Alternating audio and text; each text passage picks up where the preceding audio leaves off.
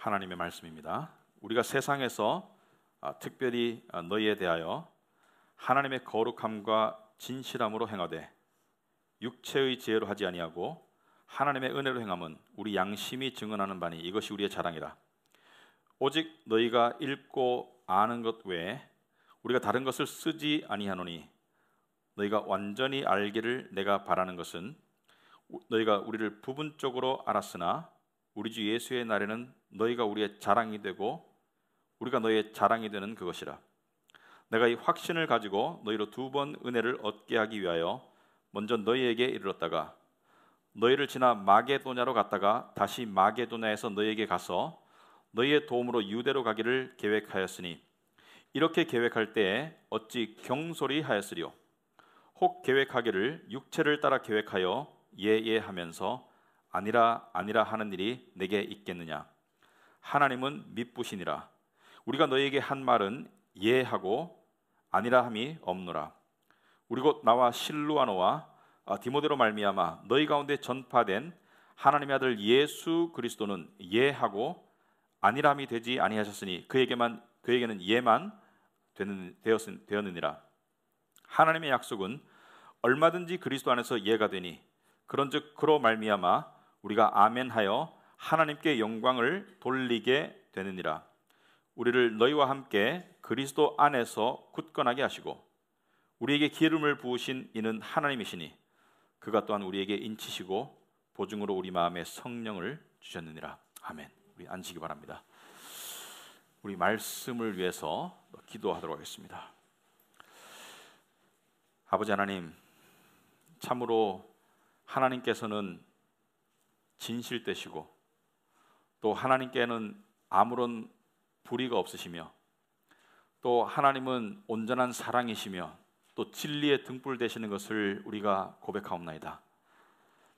세상의 어두움 가운데 살고 있는 저희들에게 또 때로는 세상의 악에 의해서 속고 또 심지어 상처받고 위험에 빠질 수 있는 저희들에게 진리의 말씀이 우리의 등불이 되셔서 우리의 인생을 인도하여 주시옵시고 특별히 신앙생활 가운데 있는 오늘 21세기 한국 땅을 살아가는 우리 성도님들에게 이 사도 바울이 쓴 서신을 통해서 해 아래 새 것이 없다는 것을 깨닫고 오늘날도 진행되고 있는 이 영적인 전쟁과 또 상황 속에서 분별력과 지혜를 가지게 하옵시고 우리가 궁극적으로 누구를 바라봐야 하는지 다시 한번 확신할 수 있도록 하옵소서. 예수님 이름으로 기도합나이다. 아멘. 여러분, 그 모든 성경 말씀이 그렇듯이 우리 성경 말씀을 제대로 이해하려면은 그 문맥을 알아야 됩니다. 무슨 말이냐면은 그 상황을 이해할 때 그 안에 글들을 이해할 수 있는데 여러분이 지금 저와 함께 이 말씀을 읽고 들으셨지만은 사실 들으면서 귀에 쏙쏙 들어오는 말씀이 아닐 거예요. 들으면서 쉽게 이해되는 말씀이 아닐 것입니다. 왜냐하면 이 말씀 자체도 좀 어렵지만 그 상황을 이해를 할 때 우리가 말씀을 더 이해할 수 있는데 여러분이 고린도 후서라는 것은 고린도 전서가 있겠죠. 사도 바울은 고린도 교회를 이미 방문했었고 고린도 전서를 썼었고 그 다음에 고린도 후서를 쓰고 또 재차 방문 계획을 가지고 있고 그런 속에서 고린도 교회에서 사도 바울이 없는 상태에서 또는 사도 바울이 1차 방문했을 때 그때 고린도 교회는 어떤 일이 있었는가? 여러분 어느 지역이나 어느 사회나 교회가 처음으로 복음이 전파되고 교회가 처음으로 생기기 시작하면은 이런 일들이 일어납니다. 교회는 우후죽순으로 생겨나는데 지도자가 부족해요. 지도자의 숫자가 부족합니다. 예를 들어서 중국에서 80년대, 90년대 지하교회들이 많이 생겼을 때 지도자가 부족했어요. 지도자가 부족하면 어떤 현상이 나타납니까? 한 지도자가, 한 목사가 여러 개의 교회를 보살펴야 됩니다. 그런데 열심으로 자기 힘 닿는 힘 닿는 데까지 교회를 보살피려고 하는 그런 하나님의 진실된 지도자들도 있지만 그 틈바구니 속에서 교회를 여러 개를 접수하고 장악하고 그것을 통해서 이권을 챙기려고 하는 그러니까 2가지 종류의 나쁜 지도자들이 있습니다. 첫째는 거짓 가르침을 전파하는 거짓 선생들이 있고요. 이단들. 두 번째는 거짓 가르침까지는 아니더라도 자기의 세상적인 이권을 챙기기 위해서 교회를 접수하려는 그런 거짓 선생들이 생겨납니다. 사도 바울 시대에도 그런 선생들이 있었어요. 그래서 이 고린도 교회를 놓고 쟁탈전이 벌어집니다. 고린도 교회를 접수해서 자기의 사리 사역을 챙기려는 지도자들이 있었고, 사도 바울처럼 하나님의 진실된 사역자로서 교회를 보살피려고 하는 사람들도 있었고, 그런데 사도 바울은 이 거짓된 선생들 또는 세상적인 욕심에 의해서 교회를 접수하고 관리하려고 했던 이런 자들을 향해서 사도 바울은, 여러분, 성경 속에도 욕이 나오는 거 아십니까? 성경에도 욕이 나와요. 여러분, 어느 문화나 어느 사회나 가장 저급한 욕에는 항상 개가 들어갑니다. 개, 그죠? 우리나라도 개 들어가고 미국도 개가 들어가야지 욕이 됩니다. 성경에서 사도 바울은 이 거짓 선생들을 향해서 전혀 인자하지 않습니다.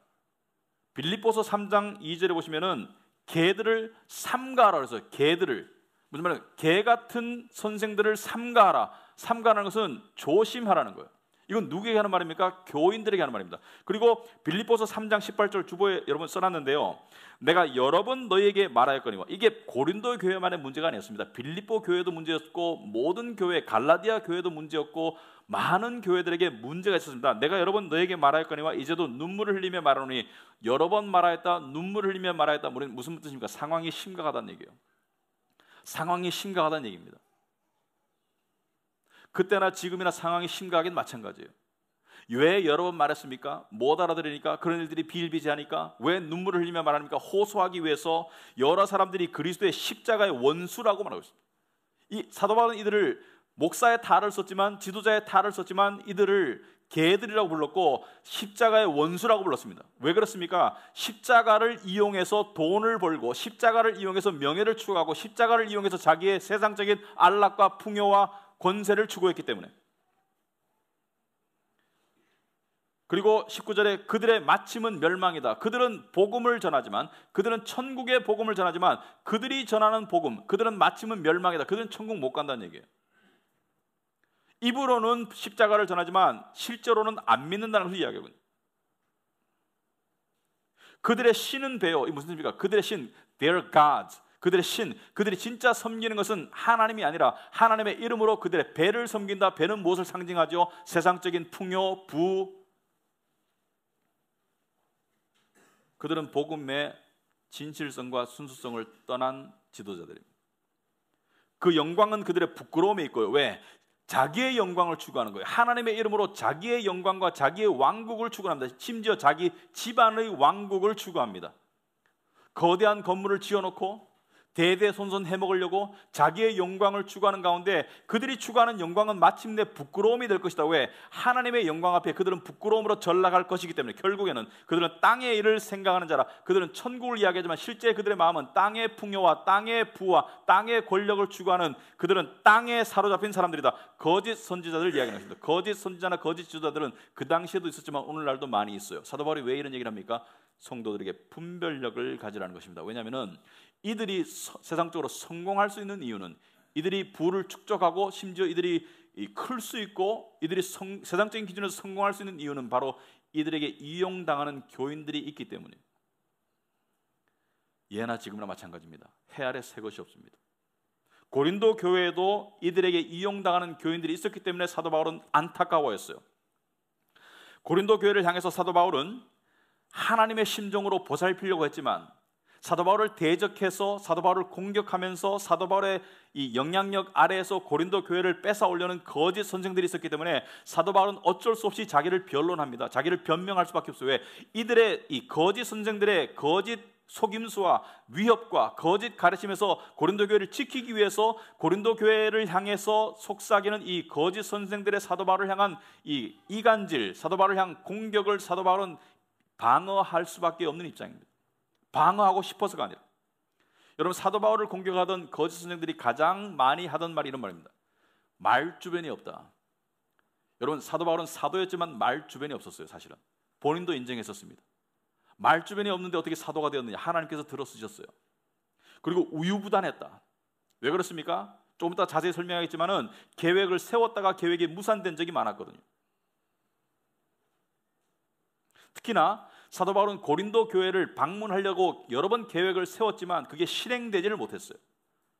그리고 방문하려던 시점보다 훨씬 늦게 계획이 이루어졌기 때문에 사도 바울이 우유부단하다, 변덕쟁이다, 또는 고린도 교회를 향한 마음이 식었다, 여러 가지 말들로 사도 바울을 이간질했습니다. 그 당시에는 여러분 오늘날 같이 바로바로 연락이 안 되죠. 그러니까 장시간 몇 달, 몇 년을 떨어져 있는 가운데 사람들의 마음이 의심이 있는데 거기다 대고 거짓 선생들이 봐라, 저 사람은 우유부단한 사람이야, 저 사람은 신뢰하면 안 돼, 저 사람은 너희들을 사랑하지 않아, 그렇게 속였던 거예요.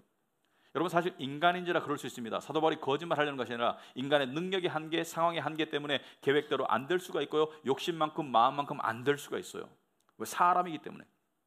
저도 목회를 하면서 그런 딜레마에 빠질 때가 있습니다. 여러분 이 예배를 드리면서 많은 분들이 이 예배만을 생각하지만 우리 교회를 넓게 보면 우리 교회는 두 회중이 있습니다. 그죠? 우리 교회는 한글 예배, 영어 예배가 함께 합쳐서 한 교회를 이룬 교회이기 때문에 저는 두 회중의 목사입니다. 많은 순간 제가 딜레마를 느낍니다. 제 능력의 한계를 느낄 수밖에 없습니다. 특히나 영어 예배를 향한 미안한 마음이 있습니다. 왜?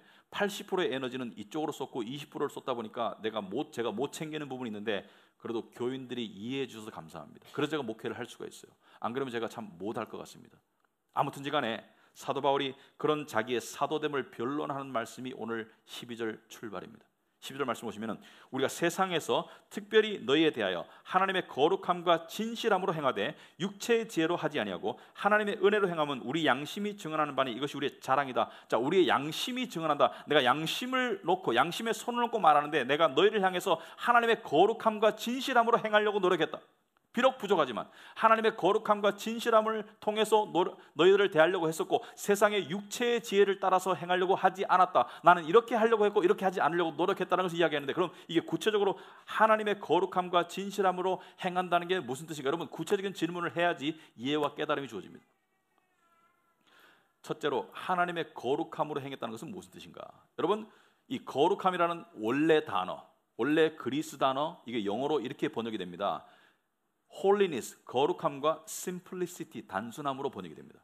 근데 어떻게 거룩함이 단순함과 비슷한 말이냐? 여러분 거룩함이 왜 단순함과 비슷한 말이냐? 크리스찬이 하나님의 뜻에 따라 살려면 단순해야 됩니다. 여러분 단순함이 세상적인 단순함은 미련함이에요. 세상적으로는 단순해서는 안 돼요. 왜냐하면 세상에는 많은 속임수와 많은 이 함정이 있기 때문에 우리는 이게 속임수인지 함정인지 단순하게 바라볼 것이 아니라 우리는 복잡하게 바라볼 수밖에 없지만 하나님의 말씀은 항상 진리이기 때문에 하나님의 말씀은 오류가 없기 때문에 하나님은 우리를 향한 선을 가지고 계시기 때문에 하나님의 말씀은 단순함으로 받아들이는 것이 성도의 믿음입니다. 하나님께서 이렇게 말씀하시면 그것을 단순하게 받고 순종하는 것이 성도가 성숙하는 지름길이에요. 그래서 성경의 진리에 관한 한 하나님의 말씀에 관한 한 단순함은 아주 좋은 것입니다.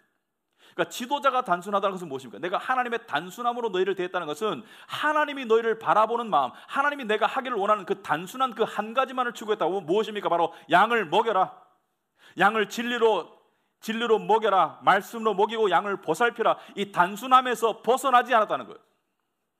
여러분 육체의 지혜는 무엇입니까? 세상적인 지혜는 무엇입니까? 여러분 이 목회하다가요 많은 사람들이 성공 세상적인 성공을 말합니다. 하나님 앞에 성공이 아니에요. 세상적인 성공을 통해서 단순함에서 벗어나죠. 어떻게 됩니까? 사람들이 몰려와요. 물질이 막 생기고 풍요해집니다. 교회가 커가고 인기가 있어지고 그런 속에서 단순함, 양을 먹이고 말씀을 통해서 먹여야 되겠다는 단순함에서 벗어납니다. 왜? 많은 유혹들이 주어지거든요. 오라는 데가 많아요. 밥 먹을 자리, 만날 사람들, 초대받는 자리. 그래서 어떻게 됩니까? 말씀 준비가 점점 소홀해지겠죠. 적당히 말해도 사람들이 아멘 해주죠. 왜? 유명세를 타고 있으니까. 단순함에서 벗어날 수 있습니다. 여러분 지도자는 무식해야 됩니다. 지도자는 단순해야 됩니다. 교회 지도자에게 가장 중요한 것은 말씀입니다. 그래서 자기를 철저하게 관리하는 이 단순해야 됩니다. 그리고 성도들도 마찬가지예요. 성도들도 세상에서는 단순하면 안 되지만 하나님의 진리에 관한 단순한 성도가 되어야지 하나님 안에서 자랄 수가 있어요. 여러분 아이를 키울 때요 이런 아이가 있습니다. 부모의 말을 무조건 믿고, 좋은 부모니까 무조건 믿고 단순하게 순종하는 아이가 있어요. 그 아이는 잘 자랍니다. 그 아이는 철이 들어요. 그 아이는 이 평강 가운데 자라게 되지만 부모가 말하는데 이 잔꾀를 부리면서 벗어날 길을 생각하고 자꾸 이 잔머리 굴리는 거. 그러니까 육체의 지혜라는 것은 세상적으로 말하면 잔머리예요. 잔머리 굴리는 아이는 잘하지 않습니다. 잔머리 굴리는 아이는 삐뚤러 갑니다. 영적으로도 마찬가지죠. 우리가 하나님을 나의 주님으로 선하신 주님으로 안다면은 단순한 성도가 되어야 됩니다. 아프리카의 어느 마을에 아이가 있었는데요. 어느 날 혼자 길을 가다가 강 위에 있는 위험을 모르니까 외나무 다리를 걸어가는데 갑자기 걸어다 보니까 밑에 악어떼가 울글거려요. 겁을 먹어서 막 죽을 것 같아요. 막 엉엉거리고 소리를 지르는데 그때 마을 사람들이 발견하고 아버지를 데려옵니다. 아버지가 아이에게 이렇게 말합니다. 얘야, 밑에 악어를 바라보지 말고 다리에 집중하고 아빠를 향해서 한 발짝 한 발짝 조심해서 걸어오거라. 그 아이가 단순하게 아빠의 말을 믿고 한 발짝 한 발짝 걸어가 살았는 거예요. 근데 그 아이가 잔머리 굴리고 악어를 쳐다보고 그리고 내가 내 마음대로 해야지 죽습니다. 여러분, 성경 말씀은요, 진리인 것을 믿습니까? 여러분이 성경 말씀이 진리인 것을 믿으면 단순형 성도가 되어야 됩니다. 단순형 지도자가 되어야 되고 단순형 성도가 되어야 됩니다. 단순함의 순종이 평강의 지름길입니다. 많은 성도들이 하나님의 말씀이 이렇게 주어졌는데 그걸 잔머리를 굴려서 왜곡하고 그래서 자기가 원하는 쪽으로 재단해서 받아들이려고 하기 때문에 문제가 생기는 거예요. 지도자도 마찬가지입니다. 그래서 단순한 지도자는 이런 지도자입니다. 양을 어떻게 보살피고 먹일까가 초미의 관심사가 단순형 지도자이고요. 세상적인 거짓 지도자, 육체의 지혜를 따라 하는 지도자는 이런 지도자입니다. 한마디로 말하면 양에게서 무엇을 뽑아낼까를 생각하는 지도자입니다. 양을 통해서 나의 왕국을 어떻게 세워나갈까, 양의 숫자를 늘려서 나의 명예를 어떻게 추구할까, 이게 세상적인 육체적인 거짓 지도자의 모습입니다. 사도 바울이 그들을 향해서 그들의 신은 배라고 얘기했죠. 그들이 하나님을 이야기하지만 그들이 진짜 추구하는 신은 자기의 배입니다. 자기의 배. 두 번째, 하나님의 진실함으로 행한다는 것은 무엇인가? 여러분, 진실함은 무엇입니까? 진실함은 저는 이렇게 정의하고 싶습니다. 진실함을 자기가 말하는 것을 진짜 믿는 사람이 진실한 사람이에요. 믿음에 관한 한. 자기가 말하는 것을 진짜 믿는 사람이 진실함이에요. 여러분, 이 목사님들 사이에 이야기를 들어보면요, 참 이 깨는 이야기가 있습니다. 깨는 이야기. 어느 두 목사님이 성지순례를 갔어요. 제가 들은 이야기입니다. 그래서 김 목사, 박 목사로 칩시다. 성지순례를 보면서 예수님이 골고다 언덕이고 예수님이 여기서 뭐 십자가에 죽으셨고 예수님이 이 길을 하셨고, 그런데 김 목사가 박 목사한테 물어요. 박 목사, 이거 진짜 믿는 거야? 박 목사는 이거 진짜 믿고 목회하고 있어? 무슨 말입니까? 지난주에 우리 교회 피아노 조율사가 왔어요. 이 피아노를 조율하러 왔는데 한 2년에 한 번씩 우리 피아노를 조율합니다. 근데 이분이 3시간을 조율했어요. 상당히 성실하게 추운데 아주 이 히터를 키지 말라는 거예요. 왜냐하면 히터 키면 히터 소리 때문에 피아노 조율을 못하기 때문에 피아노에 아주 몰입해서 조율을 열심히 하더라고요. 그래서 끝나고 난 다음에 저한테 끝났다고 하길래 제가 이제 저 혼자 있었기 때문에 제가 이렇게 예를 지킨다고 가서 수고하셨습니다 이야기하는데 그냥 주줄주줄 계속 말씀을 시작하는 거예요. 여러 가지 이야기를 하는데 자기가 많은 교회를 다니고 있다. 그래서 근데 교회들이 돈을 잘 안 주더라. 그래서 우리는 돈을 보내드릴 겁니다. 제가 드리는 건 아니지만 우리 간사님이 보내줄 겁니다. 우리는 분명히 오늘 보내드릴 겁니다. 제가 그렇게 아니고 갔더니만은 목사님들이 평소에 성도를 대하는 거하고 자기를 대하는 거하고 완전히 다르다고 이야기하는 거예요. 그래서 왜 이런 얘기를 하나? 근데 이 사람이 말을 끊을 수가 없어요. 그런 사람 알죠? 말을 계속 주절주절 하시는 분, 남이 듣거나 말거나 계속 자기 혼자 얘기하시는 분. 자기 혼자 얘기하는데 한 20분을 들었어요. 근데 나중에 제가 슬슬 도망 들어갔거든요. 근데 따라오면서 또 이야기하다가 제가 그래서 저쪽이 문이라고 말씀드리고 했는데 여러분, 이 사람이 이 말을 했어요. 웃을 일이 아니고요. 사실 목사님들도 천국 안 믿으면서 천국 팔아서 장사하는 거잖아요. 제가 그 말을 딱 듣는데 이 사람이 많은 목사를 알아요. 많은 교회를 방문했는데 사실 목사님들 자기도 천국 안 믿으면서 천국 팔아서 장사하는 거잖아요.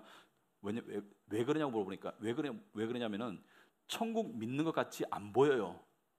천국 정말 믿으면 그렇게 못해요. 여러분, 그 말씀을 제가 들으면서 이렇게 우리가 비춰지고 있구나. 여러분, 진실하다는 것은 무엇입니까? 내가 전하는 것을 내가 정말 믿는 거예요. 내가 정말 믿으면 내가 전하는 것을 전하게 되고요, 내가 정말 믿으면 그대로 살아가게 됩니다. 우리가 십자가를 이야기하고 천국을 이야기하지만, 하나님을 이야기하지만 실제 내 마음속에는 그걸 안 믿는 거예요. 이건 목사도 마찬가지고 성도도 마찬가지입니다. 바울은 두 마음을 품지 않았어요. 바울은 자기가 전하는 천국을 믿었어요. 바울은 자기가 전하는 십자가를 믿었어요. 바울은 십자가만이 유일한 인간의 구원의 길인 것을 믿었어요. 바울은 그게 가장 중요한 것을 믿었어요. 바울은 세상적인 풍요보다, 명예보다 그게 더 소중한 것을 믿었어요.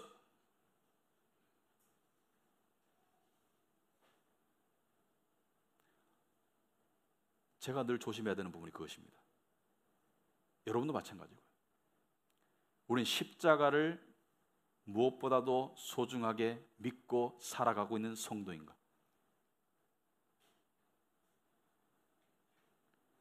사도 바울은 13절에 이렇게 말합니다. 오직 너희가 읽고 아는 것 외에 우리가 다른 것을 쓰지 아니하노니 너희가 완전히 알기를 내가 바란다. 너희가 읽고 아는 것은 무엇입니까? 바로 성경 말씀을 말하는 거예요. 나는 여러분들이, 고린도 교회 여러분들이 너희가 읽고 아는 것 외에 우리가 다른 것을 쓰지 아니한다. 무슨 말입니까? 성경 말씀 외에는 우리가 어떤 것도 전하지 않을 것이다. 소위 말해서 나는 성경 말씀 읽고 세상 얘기 안 하고, 성경 말씀 읽고 내 원하는 목적대로 끌고 가기 위해서 왜곡하고 성경을 수단으로 이용하지 않고 성경을 있는 그대로, 말씀 그대로 전할 것이다. 내 생각을 주입하는 것이 아니라 하나님의 생각을 받아서 너희들에게 전할 것이다. 그래서 너희가 완전히 알기를 내가 바란다는 거예요. 저는 이것이 지도자가 가져야 될 가장 커다란 덕목이고 어느 교회가 가져야 될 가장 거룩한 야망이라고 생각합니다. 여러분, 교회들이 나쁜 건 아니지만 새해가 되면 신년 표어가 있어요. 올해 표어가 있습니다. 우리 교회는 표어가 없습니다. 일부러 없습니다. 왜? 우리의 표어는 2017년에도 똑같고 2018년에도 똑같고 2019년에도 똑같을 거예요. 왜? 우리의 표어는 바로 복음의 진리를 끝까지 전하자. 있는 그대로 끝까지 전하자. 예수님 오실 때까지, 또는 우리가 부름받을 때까지. 이게 우리의 표어입니다. 그러므로 우리는 몇 년도 표어가 없습니다. 우리 어떤 계획도, 물론 계획이 필요하겠죠. 교회를 향한 물리적인 계획이 필요하겠죠. 우리 어떤 계획도 이것을 넘어설 수 없습니다. 14절에 너희가 우리를 부분적으로 알았으나 우리 주 예수의 날에는 너희가 우리의 자랑이 되고 우리가 너희의 자랑이 되는 그것이라. 여러분, 자랑이라는 말이 교만적인 자랑을 말하는 게 아니에요. 서도벌에 말하는 게, 우리 주 예수의 날은 바로 주님의 재림 때, 우리가 주님 앞에 섰을 때 너희가 우리를 부분적으로 알았으나 그때는 우리의 속내를 다 알게 될 것이다. 우리의 속 의도와 너희를 향한 사랑을 다 알게 될 것이고, 그날 너희가 우리의 자랑이 되고 우리가 너희의 자랑이 되리라. 이것은 무슨 자랑을 말합니까? 이건 교만의 자랑이 아니라 이건 감사의 자랑입니다. 감사의 자랑. 무슨 말입니까? 예수님이 다시 오셨을 때 여러분, 지도자로서 양들이 지도자를 향해서 당신이 우리를 진리의 길로 인도하셨기 때문에 참 주님 앞에 너무나 감사하고 당신이 자랑스럽습니다. 이것은 교만의 감사가 아니라 자랑의 감사죠. 마찬가지로 지도자는 양들을 향해서 주님 앞에 섰을 때 여러분들이 제 말을 단순히 믿고 따라와줘서, 제 말이 아니라 제가 전하는 하나님의 말씀을 단순히 믿고 따라와주고 잘 받아 먹으며 잘 자라줘서 진리의 길을 함께 걸어줘서 너무나 보람되었고 너무나 감사하고 자랑스럽다는 것을 이야기하는 것입니다. 여러분, 우리 교회 성도들, 지도자들과 성도들은요, 항상 우리는 주님의 오심을 기억하면서 서로를 대해야 됩니다. 우리는 영원히 함께 할 존재들이기 때문에 영혼을 의식하면서 인식하면서 서로 대해야 되겠습니다. 그리고 15절에 내가 이 확신을 가지고, 확신하는 건 무엇입니까? 여러분들이 나를 따라와 줄 것이다, 나도 여러분들을 제대로 보살필 것이라는 확신을 가지고 너희로 두 번 은혜를 얻게 하기 위하여 먼저 너에게 이뤘다가 두 번 은혜를 얻기 위한다는 것은 두 번째 방문, 두 번째 서신, 여러 가지 의미가 있습니다만은 16절에 너희를 지나 마게도냐로 갔다가 다시 마게도냐에서 너에게 가서 너희의 도움으로 유대로 가기를 계획했었다. 무슨 말입니까? 내가 고린도 너희를 방문하고 마게도냐로 갔다가 마게도냐에서 다시 유대로 돌아올 때 내가 너희를 지나서 돌아올 것을 계획했으나 성경에 보면 이 계획대로 안 됐어요. 이 계획이 무산되었어요. 고린도를 먼저 가지 못하고 마게도냐를 먼저 갔다든지, 또는 바울이 원래 계획했던 시간보다 더 늦게 고린도 교회를 방문했기 때문에 다른 거짓 선생들이 봐라, 자기가 온다고 해놓고 안 왔잖아, 우유부단하잖아, 변덕쟁이잖아,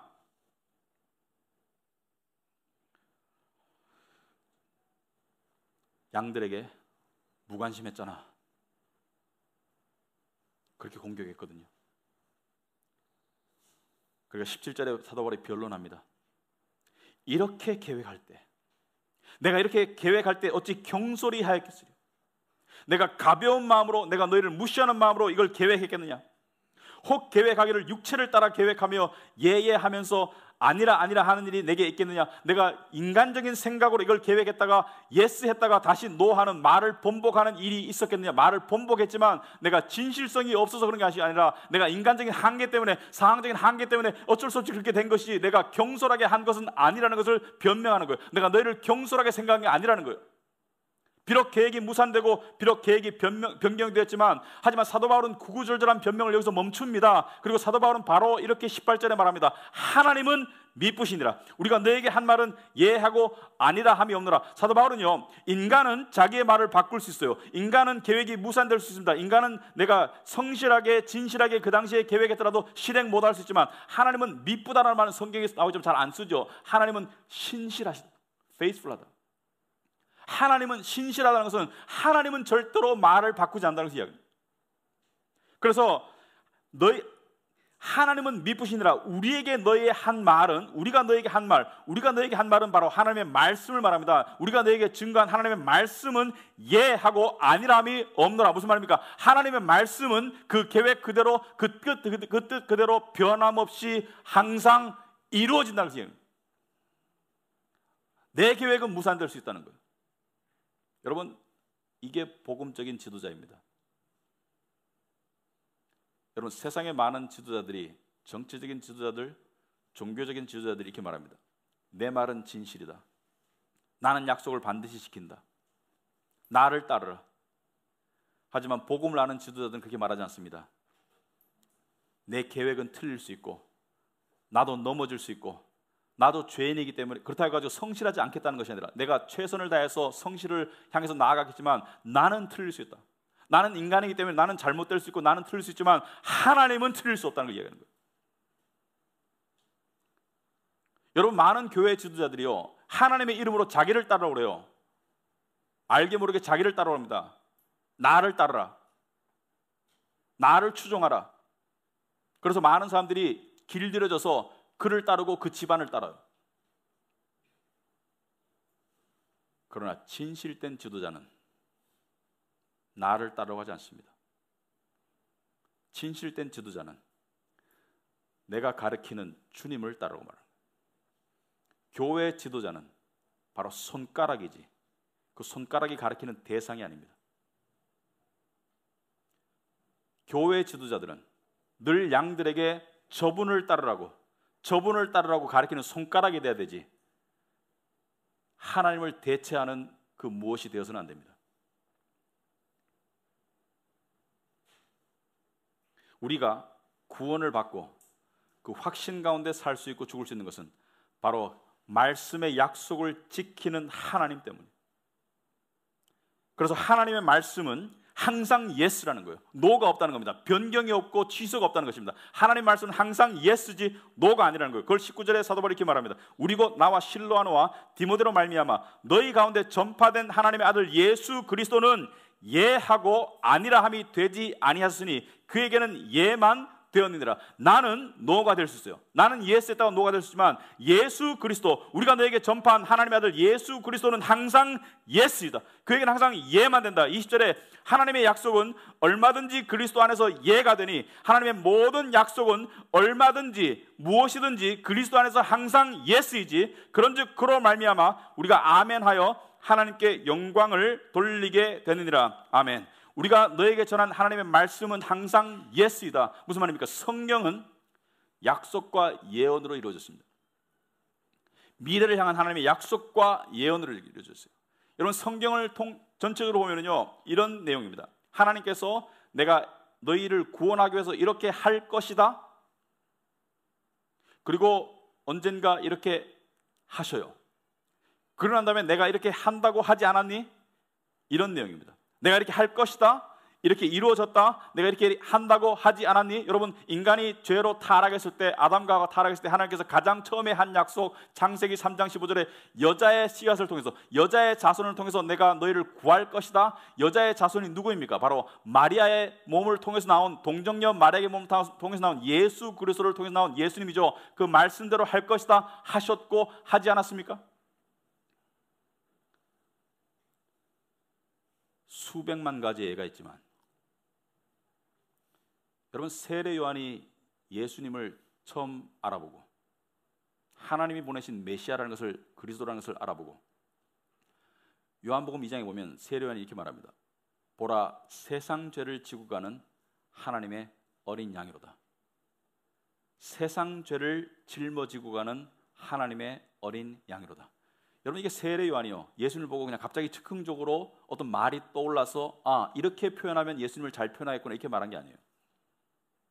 세례 요한의 말은 구약의 수많은 말씀과 이스라엘의 삶을 예수님께서 성취하러 오셨다는 것을 이야기하는 거예요. 여러분, 이스라엘 백성들의 절기 중에 유월절, 초림절, 초막절, 여러 가지 절기가 있지만 가장 엄숙한 날이 바로 속죄의 날입니다. Day of Atonement. 속죄의 날이 가장 엄숙한 날이에요. 왜? 이 속죄의 날은 이스라엘 모든 사람들이 성전 앞에 모여서 대제사장이 염소나 양을 2마리를 데려옵니다. 그래서 한 마리는 잡아서 피를 백성들에게 뿌려요. 그래서 피를 흘리지 않고는 죄가 용서될 수 없다. 죄의 싹은 사망이다. 죄로 인해서 죽어야 되기 때문에 양의 이 대신 죽는 양, 이 피를 뿌림을 통해서 너의 죄가 씻음을 받는다는 것을 매년 행했어요. 그 의식을 통해서 백성들에게 무엇을 가르쳤습니까? 언젠가 진짜 하나님의 어린 양이 올 것이다. 근데 속죄 양은 무엇입니까? 그 2마리 염소나 양 중에 한 마리는 대제사장이, 아론 같은 대제사장이 그 뿔에 손을 얹어요. 그리고 기도합니다. 여호와 하나님, 저와 만 백성의 죄를 이 양에게 짊어지웁니다. 그리고 그 기도를 하고 난 다음에 그 양을 풀숲으로 보냅니다. 혼자. 여러분, 양이 풀숲에 혼자 가면 시간의 문제이지 맹수에게 잡아먹혀 죽습니다. 찢겨 죽어요. 그러니까 죄를 짊어지고 대신 죽는 양을 속죄양이라고 합니다. 세례 요한이 예수님을 보고 보라, 세상 죄를 지고 가는 하나님의 어린 양이로다. 하나님께서 구약의 말씀과 구약의 풍습을 통해서 미리 알려주신 예언하신 것의 성취를 이야기하는 거예요. 예수 그리스도가 나의 죄를 짊어지고 가시는 것이다. 여러분, 성경에 구원과 관계된 모든 중요한 약속들은 바로 주의 날에 이루어집니다. 성경에는 주의 날, the day of the Lord, 주의 날이 2번 나와요. 여러분, 첫 번째 주의 날은 예수님의 초림을 말합니다. 이제 우리는 2번째 주의 날을 기다리고 있습니다. 그날 심판이 있을 거고요, 그날 천국과 지옥이 갈릴 거고요, 그날 많은 사람들이 자기 행위대로 하나님께 갚으심을 얻을 겁니다. 비록 성도라 할지라도 우리의 행위대로 하나님께서 상급을 주실 거예요. 하나님은 공의로운 하나님이시거든요. 그러므로 하나님의 모든 약속은 예스라는 거예요. 그렇다면 여러분은 어떤 관점으로 살아야 되겠습니까? 그걸 말씀드리기 전에 지도자는 어떤 자세로 살아야 되겠습니까? 지도자가 가져야 될 여러 가지 덕목이 있습니다.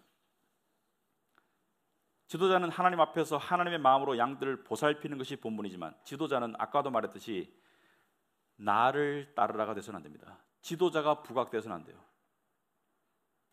여러분, 목사나 지도자를 존중하고 귀하게 여기는 것은 좋겠지만 지도자를 자랑하는 교회가 되면 절대로 안 됩니다. 우리 목사님은 박사학위가 있어, 우리 목사님은 어떤 이유든지 간에 지도자를 자랑하면 안 돼요. 우리는 항상 예수 그리스도를 따라야 됩니다. 지도자는 예수 그리스도를 따를 수 있도록 도와주는 자들이에요. 지도자는 목자가 아닙니다. 목자는 주님입니다. 여러분, 양을 칠 때요, 양들이 목자를 따라가지 않습니까? 근데 목자는 항상 양치기 개들을 데리고 양을 쳐요. 양치기 개들은 어떤 역할을 합니까? 양들이 무리에서 이탈할 때 짖어서 무리에 다시 돌아가도록 만들고, 양들이 위험한 데 갈 때 다시 돌아오도록 만들고, 그래서 양들이 계속 지도자를 따라가도록 만들어요. 목자는 바로 양치는 개와 같은 존재들입니다. 우리 인간적인 목사나 지도자들은 양치는 개와 같은 존재들이고, 예수님이 목자입니다. 여러분, 스스로에게 물어보기 바랍니다. 목사가 여러분을 위해서 죽었습니까? 아니면 예수님이 죽었습니까? 예수님이 죽었어요. 그러므로 주님을 더 두려워해야 됩니다. 주님을 더 신뢰해야 됩니다. 목사는 필요합니다. 목사의 직분은 존귀한 직분입니다. 하지만 목사의 직분은 주님을 가르치는 것에 있는 것이지 자기를 바라보고 하는 것이 아닙니다. 여러분, 신앙생활 속에서 결단해야 되는 게 있어요. 우리는 은연중에 누군가를 바라보고 의지하고 살아가기를 원합니다. 여러분, 제가 이해할 수 없는 게 있어요. 때때로 목사가 스캔들이 날 때가 있습니다. 지도자가 스캔들이 나가지고 목사가 이 파국을 맞이할 때가 있어요. 그럴 때 그 결과 많은 그 교회 교인들이 교회를 떠납니다. 저는 그게 이해가 안 돼요. 목사가 파국을 맞이하는 건 이해가 됩니다. 사람이니까. 하지만 교인들이 목사가 파국을 맞이했다 해가지고 그 교회를 떠나는 것은 이해가 돼요. 하지만 교회 자체를 떠나는 것은 이해가 안 됩니다. 그건 뭘 말합니까? 평소에 목사를 너무 바라본 거예요. 하나님을 바라봤으면 다른 교회를 가면 돼요. 왜 교회를 떠납니까? 목사가 파국을 맞이했다고 왜 교회를 떠납니까? 다른 교회를 가면 돼요. 다른 성경적인 교회를 가면 돼요. 왜 떠나겠습니까? 바로 목사를 너무 많이 바라봤기 때문에. 우린 주님을 왜 믿을 수 있습니까? 우리 주님을 믿어야 한다는 명제에는 동의하지만 왜 믿을 수 있습니까, 여러분? 여러분, 우린 주님을 왜 믿을 수 있는가 생각해 봐야 돼요. 왜냐하면 우린 주님을 우리 마음속 깊이 바라보면 우리는 주님을 그렇게 신뢰하지 않을 때가 많아요. 의심할 때가 많습니다. 주님의 나를 향한 주님의 사랑과 그 확신을 의심할 때가 많아요. 그렇지만 주님을 왜 믿어야 됩니까? 여러분, 인간이 가지고 있는 이 결속 또는 사랑, 애정, 인간이 가지고 있는 그 애정 중에 가장 위대한 애정이 무엇입니까? 바로 모성애라고 하죠. 모성애. 부부는 갈라질 수 있어요. 갈라지면 안 되겠지만 모성애는 안 갈라집니다. 정상적인 경우에. 여러분, 부성애와 모성애 어느 게 더 강한가요? 제가 이렇게 말하면 미련한 질문이죠, 그죠? 답이 뻔한데. 여러분, 같이 배고플 때 밥을 먹으면 알아요. 아빠는 자기 먼저 먹고 애 먹여. 그러나 엄마는 애 먼저 먹이고 자기 먹어요. 애가 아플 때 밤새도록 끙끙 앓을 때 엄마 아빠 옆에 있으면 아빠는 잠을 자, 엄마는 잠을 안 자요. 세상 사람들이 다 나를 버려도 어머니는 자식을 떠나지 않습니다. 비록 사형수가 돼서 모든 사람이 등을 돌릴지라도 어머니는 자식을 버리지 않아요. 세상 모든 사람이 떠날지라도 그 자식 앞에 붙어있는 게 어머니예요. 왜 그렇습니까? 왜 그렇습니까, 여러분? 제가 아기 낳은 집에 신방을 가면 아빠는 애를 막 던져 침대에 막 놓고, 엄마는 안 그래요. 엄마는 애를 보물단지 만드듯이 만지고 있어. 저는 남자이기 때문에 100% 이해는 안 됩니다. 하지만 제가 이해하건대 이런 것입니다. 왜냐하면 아이와 생사를 같이 했거든요. 무슨 말입니까? 여러분, 요즘에는 그런 일이 잘 많지 않지만 옛날에는 아이를 낳으러 들어가면서 고무신을 벗어놓고 들어가면서 이런 생각을 여자들이 다 했다고 그래요. 내가 이 고무신을 다시 신을 수 있을까? 내가 이 고무신 다시 신고 나올 수 있을까? 왜? 옛날에는 아이 낳다 많이 죽었어요. 그러니까 아이를 낳는다는 것은 목숨을 건 일이에요. 비록 의술의 발달로 목숨을 잃지는 않는다 치더라도 여러분, 아이를 낳으러 가는 여자들 보면은 불안하죠. 왜? 그 고통과 피를 흘려야 되죠. 피를 흘려야 되는 그 고통을, 산고의 고통을 겪어야 아이가 나오지 않습니까? 극심한 고통과 심지어 생명의 위협 가운데 태어난 내 분신이 아이입니다. 그러므로 모성애를 능가할 수가 없습니다. 그래서 이사야서 49장 15절에 여러분 주보에는 안 나왔지만 이런 말씀이 있습니다. 여인이 어찌 그 젖먹는 자식을 잊겠으며 자기 태에서 난 아들을 긍휼히 여기지 않겠는가? 여인이 어찌 그 젖먹는 자식을 잊겠는가? 그러니까 일반적인 상황에서 모성애는 뗄 수가 없는 거예요. 여인이 어찌 그 젖먹는 자식을 잊겠느냐? 여인이 어찌 잊겠느냐? 엄마가 어찌 자식을 버리겠느냐? 그런데 그 다음 말이 그들은 혹시 잊을지라도, 여러분 그런 사람 있죠? 혹시 폐륜적인 어머니가 있을 수 있습니다. 자식을 버린 어머니가 있을 수 있어요. 그들은 잊을지라도 나는 너를 잊지 아니할 것이다. 여기서 나는 누굴 말하는 거예요? 여호와 하나님을 말하는 거예요. 여호와 주님은 너희를 잊지 아니할 것이다. 왜? 예수님께서요, 십자가에 가시기 전에 제자들에게 사람이 죽기 전에 가장 진실된 말을 하거든요. 예수님의 말씀은 항상 진실이지만 심각한 말씀하시거든요. 여러분, 죽기 전에 이렇게 농담하며 죽을 수 있습니까? 죽기 전에 뭐라고 말했습니까? 여러분 주변에 없지만 요한복음 16장 21절, 여러분 성경에 있으면 펴보세요. 뭐 스마트폰에서 펴됩니다. 요한복음 16장 21절.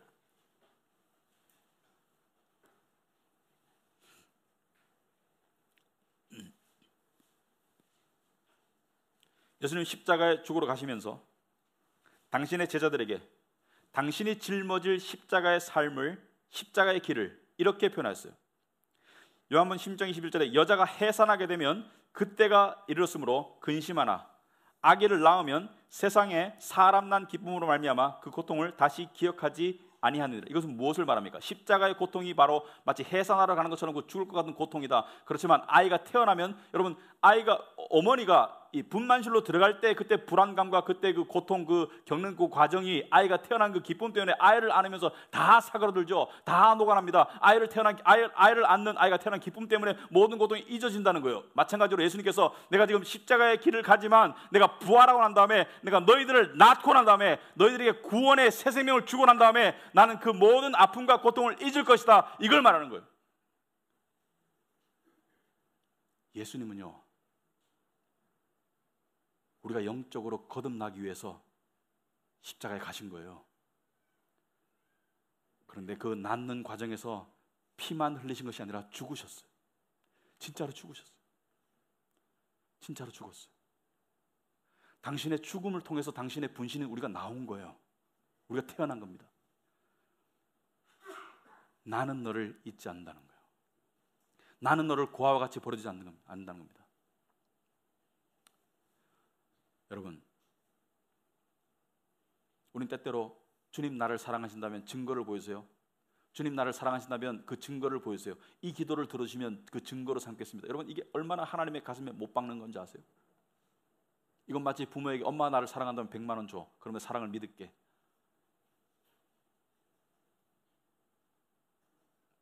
존재적인 사랑입니다. 존재적인 사랑. 당신을 죽이심으로 우리를 낳은 거예요. 당신이 피를 흘림으로 우리를 낳은 거예요. 우리를 낳다가 죽으셨어요. 누굴 바라봐야 됩니까? 누굴 바라봐야 됩니까? 누굴 바라보려고 교회에 나왔습니까? 여러분을 끝까지 책임지실 주님을 바라보기 바랍니다. 기도하겠습니다.